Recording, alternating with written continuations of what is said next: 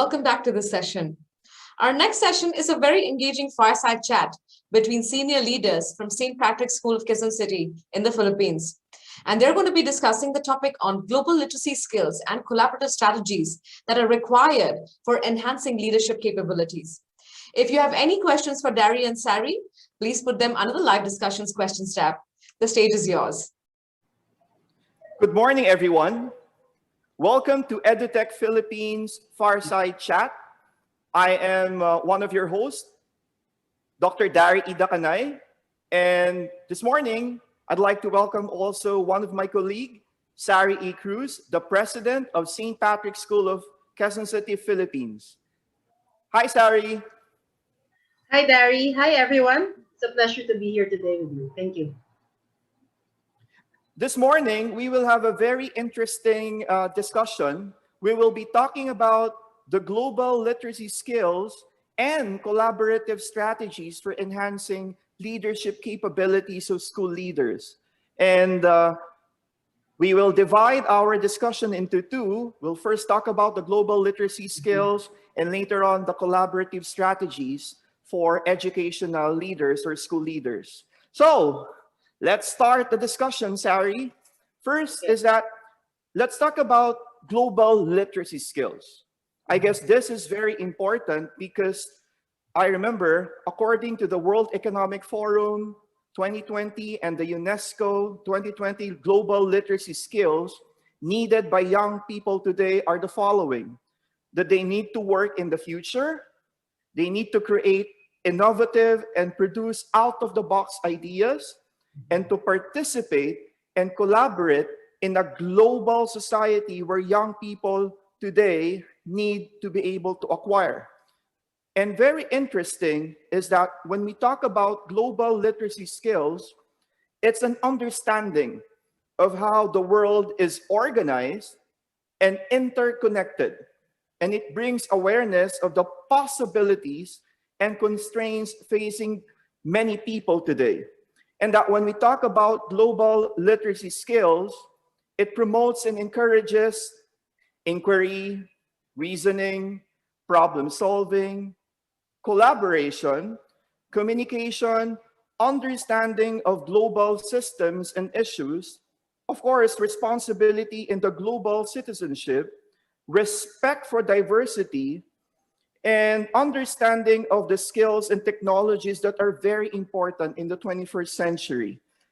And I guess when we talk about global literacy skills, okay, we should not go further, but to be able to share with our viewers for today, what is St. Patrick's School of Quezon City doing in preparing, engaging, and integrating these global literacy skills? So I'll be starting as a director for academics. We have a couple of programs that we are currently doing in school. Number one, we have school leaders, or normally in our school, we have morning assemblies.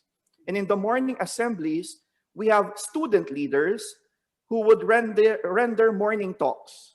And interesting that in their morning talks, they share their thoughts and ideas of the United Nations Sustainable Development Goals, or SDGs. They talk about poverty, they talk about hunger, good health, quality education, gender equality, and many others in the context of our students. Number two, we also have class discussions being conducted in their social sciences and even in their religion subjects about the so-called global literacy skills. And recently, the school is very much active in inter-school collaboration across the countries. Like we have SDG discussions with the Japanese schools, some Indian schools, Indonesian schools, talking about the importance of global literacy. And the fourth one, we have a very special subject called the Patrician Development, which discusses global literacy skills. And importantly, for our grade 12 students, okay, this is very relevant and very important, they have the work immersion program, which is closely or very related to the so-called global literacy skills. I'd like to ask Sari Sari, what is this work immersion program of St. Patrick's School of Quezon City with regards to, the needed global literacy competencies? Thank you, Dari. Just to add up to what you said, I'd like to start first with telling the public about the pillars of SPS education, which actually encompasses practically all the global literacy skills that we are trying to impart to our students. Of course, the pillars of SPS education would be faith, family, and education. And within those three pillars, we are able to provide our students with the essential knowledge and skills, of course, in education, in order for them to be prepared for their adaptiveness into global learning. And of course, faith and family would more or less provide them with the correct values, the values and the life lessons that are very important in becoming really, in order to achieve our main vision, which is to produce productive Christians in a changing world. The world is indeed changing, Barry, and it's a very, it cannot be denied that everyone should be prepared to be able to adapt, to the new changes, the changes of our world. And one of these things that we have developed, as you mentioned, is our work immersion program for our graduating students. And I'm very proud of this because even during this time of the pandemic, where our Department of Education in the Philippines have disallowed us from actually having a real work immersion for our students, St. Patrick's School has developed our own alternative way of implementing a work immersion, and that is through our work experience forums. I've always said that it's very crucial that in education now, particularly during this time of the pandemic, it is very important that our students are very clear about and have better exposure about real life experiences. And therefore, we will not be stopped by the pandemic. SPS has developed a program that actually brings the workplace to our students. And this is Right. through the invitation of professionals, field experts, who can actually talk about the various industries that are very, well, something that is interesting to our students. No? We bring in nurses, doctors, engineers, and even yesterday, Dari, we invited a police captain who toured us Right. around a police station, and how real can that be? And we're very proud that we were able to do virtual tours for our students, which actually bring the workplace to them, even in their homes, even only on screen. So this is, I guess, one of the ways that we are trying to equip our students with those skills in order for them to have real life experiences of what is happening in the world today. Yeah, very well said, Sari. But with this new setup of the work immersion program of St. Patrick's School of Quezon City, the feedbacks coming from the parents and the students, how are they, getting or the acceptance of this new program? After every forum that we have, we ask the students to actually prepare reflection papers.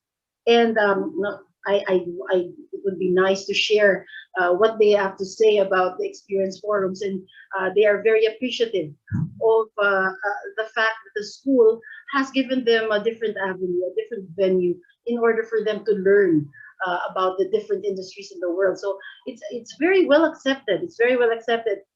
In our medical forum yesterday, I already had three conversions, Dari. Three kids already were telling me that they want to be doctors someday. So maybe the impact is really very, it's pure, and it's something that I think that can change a lot of things as they face a new phase in their lives as they enter college. So I think the impact of the forums have been very good. And very interesting with this work immersion forum as part of integrating the global literacy skills is them being able to acquire essential global knowledge and understanding, seeing the world from different perspectives. That's true, because even some of our speakers are actually people, professionals who have worked abroad, and they've been sharing a lot about their experiences especially nowadays. No, we are, of course, Asians, and the experiences of Asians in the Western world and in the European communities, I think it's very real what they actually hear from our experts that actually give them a better perspective and insight about how it is to be working in different countries, not just here in the Philippines. Yeah, that's very true, Sari. Like in the work immersion forum, the speakers and even the students communicate. No, they talk about the cultures and the boundaries of the workplace itself, and yeah, they take responsibility for their own learning, and that is a very good experience for them, Yes, despite despite the pandemic. that's true. Yeah, so I guess yeah, those are very good examples of global literacy skills that are needed today. Knowledge is very important. There's Mhm. skills, and I think very important are the values which they needed. Something very important to our school. Yes, very important. So I guess that's with global literacy skills. Now, Sari, let's talk about collaborative leadership strategies for enhancing leadership capabilities in school today. This is very important, Sari, because a lot of educational leaders today, they needed to be equipped, no, because of this pandemic. I mean, the theories of leadership now have changed because uh, today is really something different. And at the first glance, when we talk about the term collaborative leadership, it seemed like an oxymoron, or it's sometimes contradicting. And leaders are supposed to be the decision makers, and they are expected to make the right call when faced with tough choices. And by doing so, they will inspire people at their workplace. So, why should education leaders collaborate if they are in control? No, those are some of the things I have in mind. Because in the end, okay, lone wolf leaders rarely succeed, especially during this pandemic. And I'd like to ask Sari. Sari, how long have you been president of St. Patrick's School of Quezon City, Philippines? I was appointed in 2015, so that's almost 6 years as president. That's quite long, no? Can you share to us your leadership style? Thinking about that question, leadership, I think, is in essence is the same anywhere, anytime. And I'd like to think that my style is really more democratic and collaborative, in a sense that I agree with you that I think, especially now, leaders need to be tough because it will only be the tough ones that will survive. But at the same time, it is also a time to collaborate and connect. It's a time for us to really be together because I believe in that a great leader is somebody who can also create great leaders herself. And that's the reason why I think it's very important that we're able to collaborate with our own people within. I think there are two environments. There will always be an internal environment at the school, at the same time an external environment. And through the pandemic, a lot of things have changed in terms of how we are conducting our business in education. And one of the things that is very important to start with, I guess, in adapting to change is making sure that you have a very strong leadership inside your institution. And that is what I started with. Despite the difficulties of communication and connections during this pandemic, I was able to bring together our teams. We created the President's Council that actually involves not just the top leaders of our school, but going down even to our assistant principals, our principal, our registrar, all those people who actually make decisions in our school. And it's been good. We've been meeting regularly. We also have a president's circle that actually hears out. I think it's all about communication. It's very important nowadays that we are not physically together every day, every time, unlike in the past periods where we are always together and we can connect better. Now it's very important, and we think, of course, communication technology that has brought us together despite the physical distance. And I think that being collaborative with our own people actually brings a lot of ideas together, and it comes alive.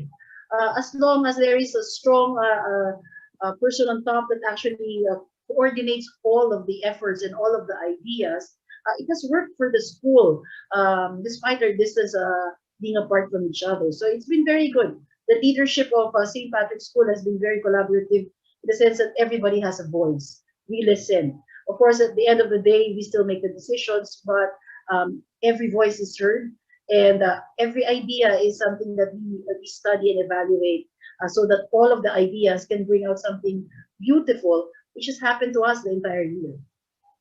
Yeah. Sari, in the Philippines, many private institutions have shut down. But, That's true. St. Patrick's School of Quezon City, continued, uh, opening the school, continuing education, despite, the difficulties. So can you share to us what the school did in terms of continuing schooling in St. Patrick's School? We tried to be tough. It was very difficult. The transition was very difficult. St. Patrick's School was established 53 years ago, so we're very traditional in a way. But I think adapting to technology, accepting the change. I think that's the first thing that's very important. That we can no longer go back to our purely traditional ways. It is really time for 22nd century education. While the concepts of critical thinking, communication, collaboration, adaptability, these are all things that we have already prepared for. I think it's still important that we are able to adapt to the changes.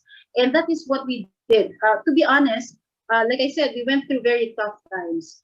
Of course, we'll have to admit that we also had to look at our finances, how we govern this new online distance learning platforms, how this will adapt, how our students will adapt, our teachers, our administrators. All of these were properly planned. And painstakingly, we would do this every week. Talk about it, discuss, study, um, uh, get training, get consultations with people who are in the know. And that actually helped us. And of course, our faith. I think that is something also that is very unique to our way of governing our school, that we have that as something that binds us together, the family culture and our faith in one God that helped us through this very difficult time. Yeah, very well said, Sari. And also, let me add to that. We'd also like to thank our industry partners, no, Sari, who continued to stay with us despite this pandemic, who continued to support us in our different programs. That's And true. yeah, and yeah, from the robotics program that we have, okay, from the other programs that we have currently, and soon the language programs and the many other innovative programs. So I Our learning guess management, our learning yes, management system, yes. and Which yeah, we'd like to thank this external partners that we have. Now, Sari, we're now going to, the last few, minutes of our very interesting discussion. Now, as an educational leader, what are some of the so-called distinguishing attributes of collaborative school leaders today? there are a lot.